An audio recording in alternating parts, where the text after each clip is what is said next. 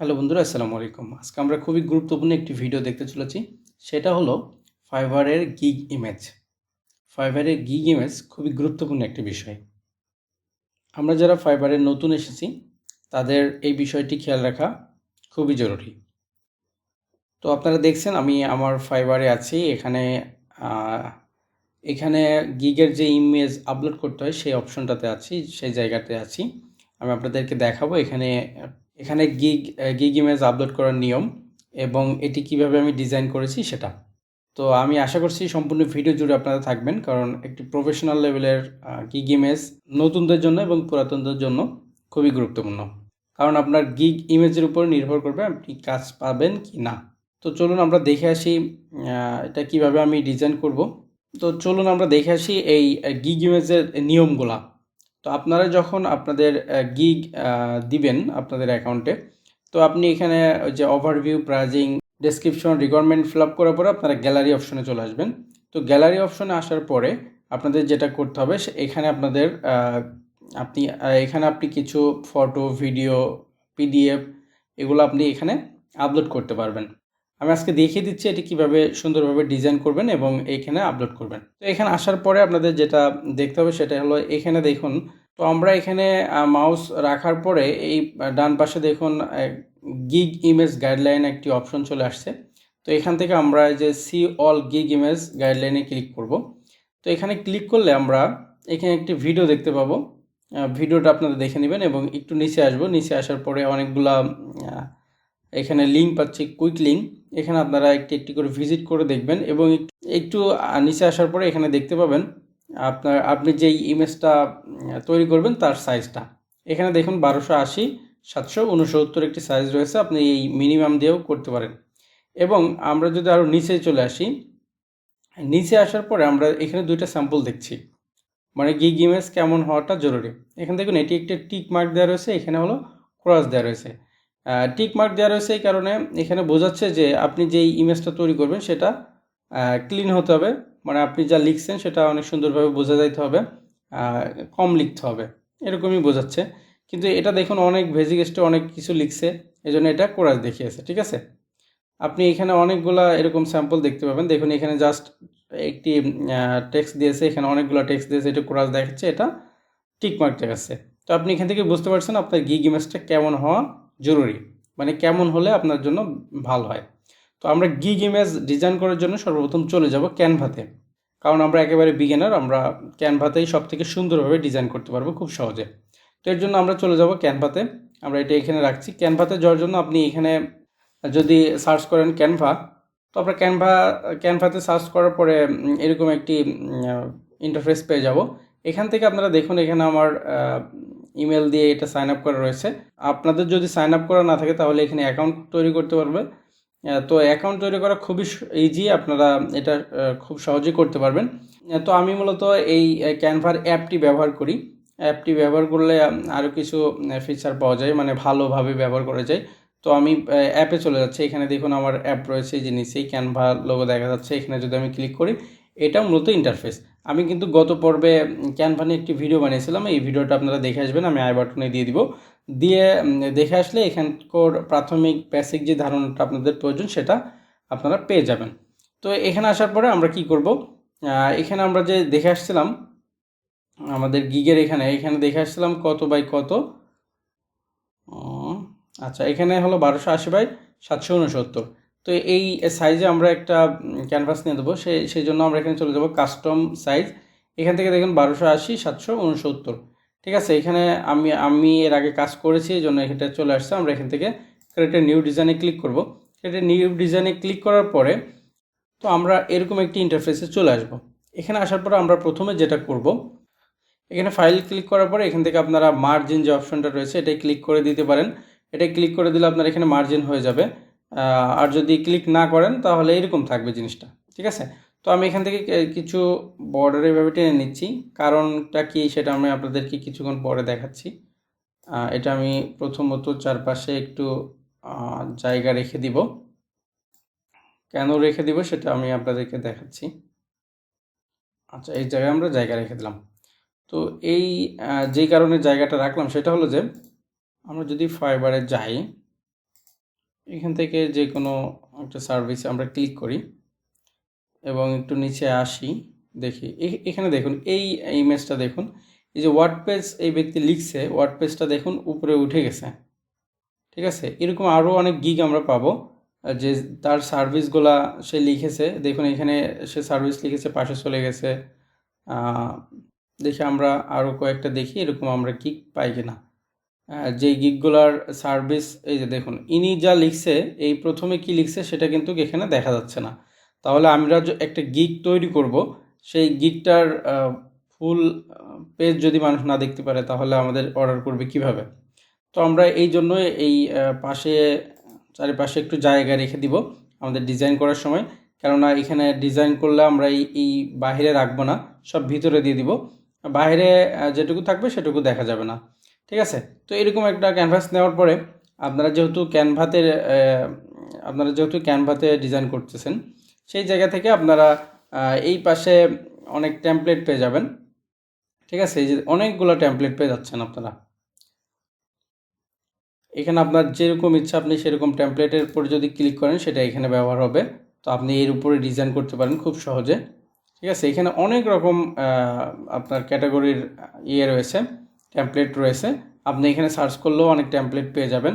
এবং আপনারা যদি এলিমেন্টে জানেন যে এখানে এলিমেন্ট নামে একটা অপশন রয়েছে, এখানে যদি আপনারা ক্লিক করেন, এখানে ক্লিক করার পরে এখানে যদি আপনারা ক্লিক করার পরে আপনি এখানে সার্চ করতে পারেন। এখানে অনেক রয়েছে, এখানে সার্চ করতে পারেন। দেখুন আমি ডাটা এন্ট্রি এবং ডাটা কালেকশন, এরকম গ্রাফিক ডিজাইন, কম্পিউটার, এরকম অনেক সার্চ করেছি। আমরা যদি ডাটা কালেকশনে ক্লিক করি তো আমরা দেখুন এরকম অনেকগুলো এলিমেন্ট পাবো। এই যে ডাটা, বা এখানে যদি আরও দেখি এই যে ডাটা, এই যে এইগুলো কিন্তু আপনারা ফ্রি ব্যবহার করতে পারবেন এখান থেকে।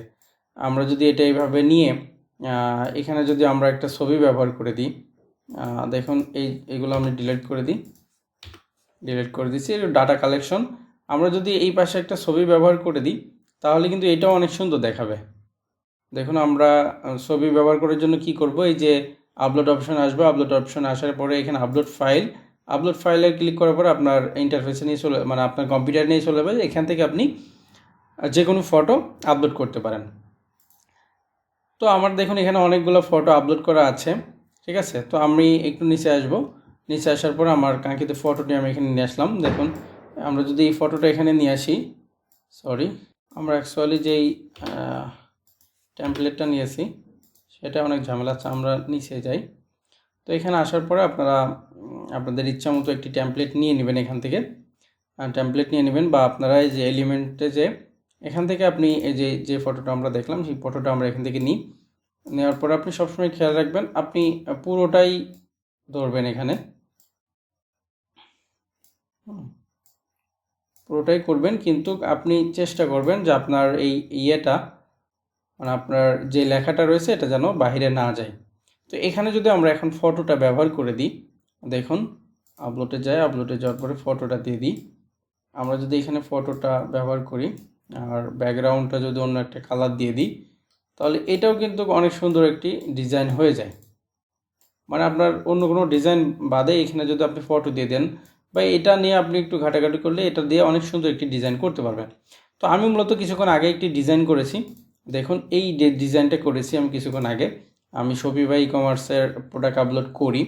সে এটা করার জন্য আমরা যদি নিচে যে অ্যাড পেজে ক্লিক করি, অ্যাড পেজে ক্লিক করলে এরকম একটি পেজ চলে আসছে, ফাঁকা পেজ। তো এরকম আসার পরে দেখুন আমার এখানে নিচেই কম্পিউটার রয়েছে, বা নিচেই পিছনে কিন্তু একটু অন্যরকম রয়েছে। তো এটা করার জন্য আমরা এলিমেন্টে যাব, এলিমেন্টে যাওয়ার পরে এখানে যদি আমরা এই যে কম্পিউটার লিখে সার্চ করি, কম্পিউটার লিখে সার্চ করলে এখানে কিন্তু অনেক রকম কম্পিউটার চলে আসবে। ঠিক আছে, এখানে দেখুন অনেক রকম কম্পিউটার চলে আসছে। বা আমরা যদি এই টেমপ্লেটে এখানে যদি আমরা কম্পিউটার লিখে সার্চ করি, আচ্ছা কম্পিউটার লিখে যদি আমরা এখানে সার্চ করি, এখানে দেখুন অনেক রকম কী পাচ্ছি, অনেক রকম টেমপ্লেট আমরা পেয়ে যাচ্ছি। ঠিক আছে, তো এখানে একটু খুঁজলে দেখবেন আপনাদের কাঙ্ক্ষিত আপনাদের যেরকম টেমপ্লেট প্রয়োজন সেরকম টেমপ্লেট কিন্তু আপনারা পাবেন। দেখুন এরকম একটি টেমপ্লেট যদি আপনি ব্যবহার করতে চান সেটা আপনি এখানে ক্লিক করলে পেয়ে যাবেন। আপনি যেরকম ইচ্ছা এখানে যত রকম টেমপ্লেট রয়েছে এখান থেকে আপনি নিয়ে ব্যবহার করতে পারবেন। তো আমি এইটার পিছনে এটার পিছনে কিন্তু আমি একটি টেমপ্লেট ব্যবহার করেছি। তো এরপরে যেটা করেছি সেটা হলো যে এখানে দুইটা লোগো নিয়ে আসছি। এই লোগো দুইটা আমি নিয়ে আসছি এই যে সেমভাবে আমি গুগল থেকে ডাউনলোড করছি। ডাউনলোড করার পরে এই যে এখান থেকে আপলোড করছি। আপলোড করার পরে কিন্তু এই যে এখানে লোগো দুইটা আসছে, লোগো দুইটা আমি এখানে সুন্দরভাবে সেট করেছি। তারপর আমি যেটা করেছি এখানে একটি টেক্সট নিয়েছি। টেক্সট নেওয়ার জন্য আমাদের যেটা করতে হবে যে টেক্সটে যেতে হবে, যার পর আমরা যদি এই যে অ্যাডে এই উপরে ক্লিক করি, ক্লিক করার পরে দেখুন আমাদের এখানে লেখার অপশন চলে আসছে। এখানে আমরা যে কোনো জিনিস লিখতে পারি। তো এটা এটা যেরকমই যে কোনো জিনিস আমরা এখানে লিখতে পারি। আমাদের যে সার্ভিসটা আমরা সেটা এখানে লিখতে পারি। লেখার পরে আমরা এখান থেকে চাইলে আমাদের ইয়েটা চেঞ্জ করে দিতে পারি। সেটার জন্য এখানে যাব আমরা, আমাদের ফন্টটা আমরা চেঞ্জ করতে পারি। এখানে অনেক রকম ফন্ট রয়েছে, আমরা এখান থেকে সেটা চেঞ্জ করে দিতে পারি। তো আমি এটা কেটে দিলাম। আমরা এটা চেঞ্জ করতে পারি এবং আপনার যে সার্ভিসগুলো আপনার দিচ্ছেন আপনি সেই জিনিসগুলো আপনি এখানে লিখবেন। লেখার পরে আপনি চাইলে আরও ডিজাইন করতে পারেন। তবে আমার যতটুকু মনে হয়, আমরা যেহেতু ফাইবারে দেখে আসলাম এদের রুলসটা কী কেমন, সিম্পল রাখার চেষ্টা করতে হবে, মানে সিম্পল রাখাটাই সবথেকে বেটার। তো সেই জায়গা থেকে আমি সিম্পল একটি ডিজাইন করেছি। তো এরকম করার পরে আপনি এই জিনিসগুলা তুলে দিবেন। এখন আপনি এটা যদি সেভ করেন, দেখুন আমি এই সেম জিনিসটাই সেভ করেছি। সেভ করার পরে কিন্তু আমি এখানে সেটা আপলোড করেছি। দেখুন এটা কিন্তু খুব সুন্দরভাবে নিয়ে নিয়েছে, ঠিক আছে। তো এটা আমি এখানে দিয়েছি এবং আপনাদের গিগ ডিজাইনটা যখন হয়ে যাবে তখন তো আপনি এটা সেভ করার জন্য যে এখানে শেয়ার অপশনে যাবেন। শেয়ার অপশনে যাওয়ার পরে এখানে ডাউনলোড পাবেন। ডাউনলোডে যাওয়ার পরে এখান থেকে আপনি যদি ডাউনলোড করেন, ডাউনলোড করলে এটা হবে কি, এখানে আপনার কম্পিউটারে চলে যাবে, সরাসরি আপনার ডেস্কটপে চলে যাবে। দেখুন এই যে ডেস্কটপে চলে আসছে, ঠিক আছে।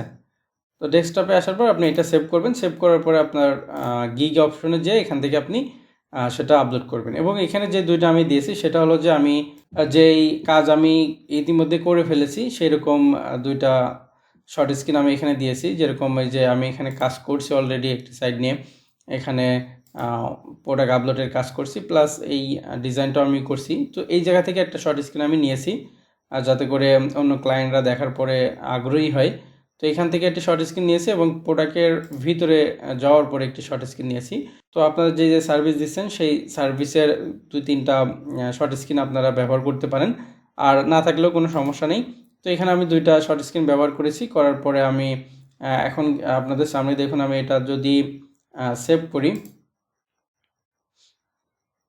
সেভ করলে দেখেন এটা কিন্তু সেভ হয়ে গেছে। তার মানে কি আমার এটা সাইজ ঠিক আছে। আমার এটা দেখুন, এই যে উপরে যেই সাদা টুক আছে এবং নিচে একটু কালো কালো দেখাচ্ছে, এই জিনিসটা কিন্তু কেটে যাবে। মানে অন্যরা যখন দেখবে আমার গিগটা, ক্লিক না করে, তখন কিন্তু এই জিনিসটুকু কেটে যাবে। দেখুন আমি যে ডিজাইনটা করেছি সেই ডিজাইনটার ভিতরে কিন্তু এটা সুন্দরভাবে রয়েছে, ঠিক আছে, মানে কোনো কাটে নাই।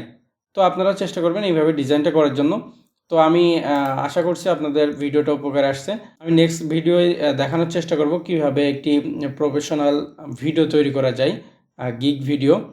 তো সেই পর্যন্ত ভালো থাকবেন, সুস্থ থাকবেন। আল্লাহ হাফেজ।